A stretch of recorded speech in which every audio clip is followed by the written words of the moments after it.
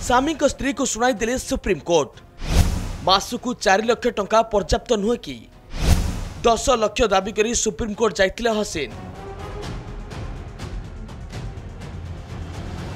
गत 2018 रु मोहम्मद सामी और पत्नी हसीन मध्य विवाह विच्छेद मामला जारी रही।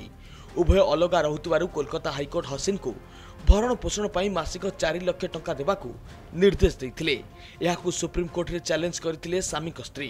सर्वोच्च न्यायालय रे भरण पोषण पर अधिक टंका दाबी करथिले हसीन।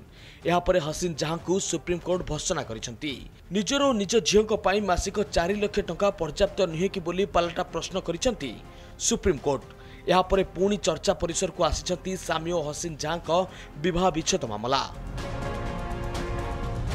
गत 2018 रे भारतर स्टार क्रिकेटर मोहम्मद सामी हसीन जहां ठारू छाड़पत्र पाई कोर्ट को द्वारस्थ होइतिले।